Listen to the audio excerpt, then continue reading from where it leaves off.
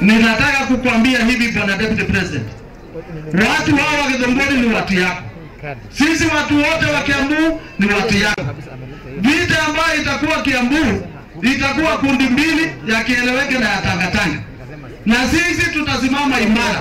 Na hata nikipakwa matoka namna gani, ukweli utasimama. Tuko pamoja na kanisa na sisi ni waumini, kwa sababu hatuwezi fungiwa mlango wa kanisa. Na sisi tumelelewa kanisani. Na viongozi wanatoka mpaka ndani ya kanisa, na tuko na mabisho ambao pia ni wabunge. Kwa hivyo watu wakisema tusije kuwa tukiwa kuleta matoleo yetu kanisani, hawa ni watu wanataka kuleta mgawanyiko. Mimi ningesema hata Yesu alisema Kaisari apewe yake na Mungu apewe nini yake. Na hiyo ndio chama ambayo sisi tutahakikisha ya kwamba watu wasituletee mambo ya kisirani na mambo ya fujo na mambo ya watu kugawanyika. Sisi tutasimama imara kama chama ya Jubilee nyuma ya Uhuru Kenyatta, tuhakikishe ya kwamba ile ahadi ya barabara na maji na stima na maendeleo inatimia ndani ya chama ya Jubilee. Okay, so that is the Deputy President and his team, the politics of Team Kieleweke and Team Tangatanga. Are they all here? So, of course, they are referring, Governor Waititu is referring to that situation that he is facing at the Senate, questions about the expenditure that is related to the national government. And now the Deputy President is defending him. There's that criticism on the front page of the Daily Nation and continued on page 4, because people are wondering how can he be meddling into issues that are before the Senate. And this is not the first time that he's come in to explain questions raised on accountability. The other time was about Aroring Kimwarel, when he was saying that it is not 21 billion shillings but 7 billion shillings. And I want to start with you, Honorable, or rather Senator Cherargei. Why is the Deputy President so eager and so quick to make comments on issues that are before, that are under investigation? Thank you very much. I think when Waititu came to the Senate, I was in that committee as a friend and as the chairperson of Justice, Legal Affairs and Human Rights. And it was very clear that the template or the documents that appear were foreign to him. And as a committee, we have treated as such, and that is why within 45 days we have ordered for forensic audit. You had the Controller of Budget, Agnes Odhiambo, said in the budget that he approved, and that is very critical, and I want media to pick it, and even you can cross-check that she didn't approve to include State House affairs in good faith. And with diligence that we have seen. There are so many counties that have that headline. Like Kakamega County, among other counties, I think I've seen Nero, like Kipia. They have also State House affairs functions. And if you look at the Auditor General report, I hope you have a research department in this, they will come out with the same issue. What the Deputy President was saying is that Kiambu Governor Ferdinand Waititu, like other 46 colleagues, their work is within the fourth schedule, that the functions that have been devolved. And those are the questions that Governor Babayao should be asked about. And the Deputy President was very clear that all these issues that come before any committee of the Parliament, and that is why he was throwing the challenge that even if there are audit queries, the national government should have their day in Parliament and be asked on those questions. What is that vote doing in county budgets? But I have told you that Governor Waititu, since I was there, he said that it was foreign. He was not in his documents. If the Auditor General finds it, how do you explain that? But it is the same Auditor General, my brother, that qualified Kiambu County. It says, when you say qualified opinion, I might not have an expertise on issues of accounts, but when we sought for the interpretation in terms of Public Audit Act, in terms of Public Finance Management Act, it means that the county is doing fairly good.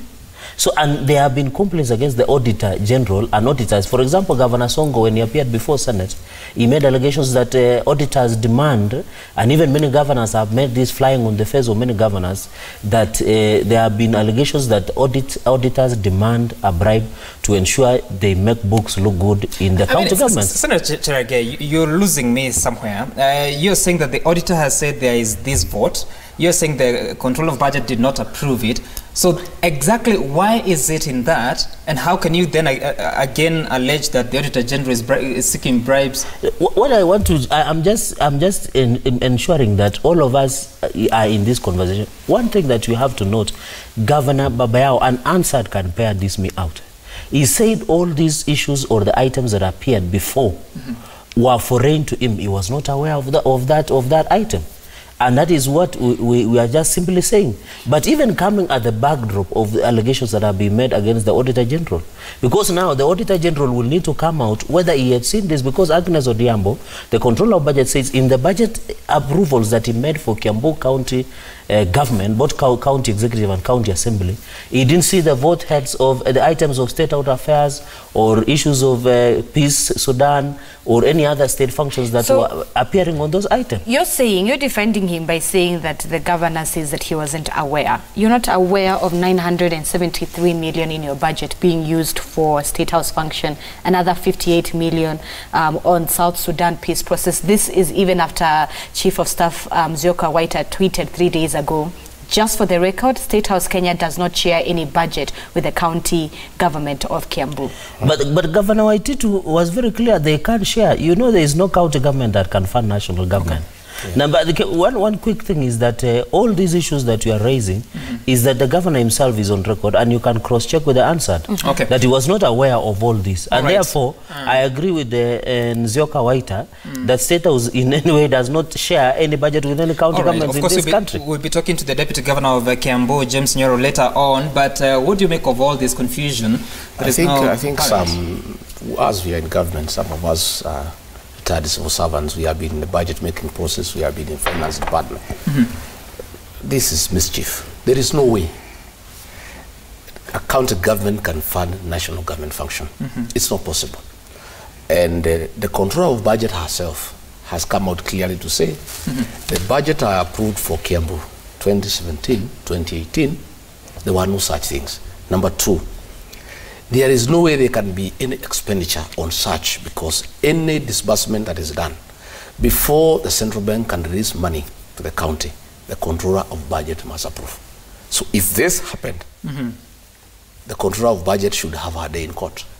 And it is ridiculous. And you see, and I think why the Deputy President took upon himself to clarify is because the same matter was politicized. And you can see there must have been some mischief, because within 12 hours, banners had been made with Waititu's demonstrations. Right. You can see somebody must have sneaked in these documents mischievously just to depict Babayao in bad light. But granted, I have my own reservations about his capacity. A few MPs believe that with Ruto coming in to back Waititu, this is a pure disrespect to his boss, given that that he is Uhuru trying to push for the eradication of corruption. Then you come in as his deputy and sort of defend Waititu, who is under investigation. But Madam, Waititu has not been proven guilty of any offense. Yes. You see, if Waititu is in committee, if he was taken to court and convicted and he's in committee, and the Deputy President come and say Waititu is innocent, then he will be fighting the war and the corruption.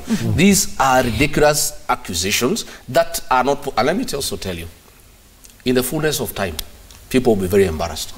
Whoever sneaked these documents into Waititu's bag of documents, people have to find out what happened, because it is simply cannot happen. There are certain things that cannot happen. And the IFMA system, you know, this will be an indictment on the IFMA system, which has certain codes. There is no way the codes that belong to the county government can pay any activity of the national government. And if that were to happen, it will be a very sad affair for this country. You'll be saying that the IFMA system can be manipulated to steal funds. So all we are saying is, and I think why the Deputy President came in, is because as they were speaking in Gethongori, another group led by the Deputy Governor was accusing Waititu of corruption. And you see, once the matter has been brought in politically, the Deputy President, like all of us, is a politician. So, Honorable Dan, then in that same scenario, then, shouldn't the DP, instead of siding with Waititu, call for investigations instead? No. Let me first add that one. The Deputy President was very clear.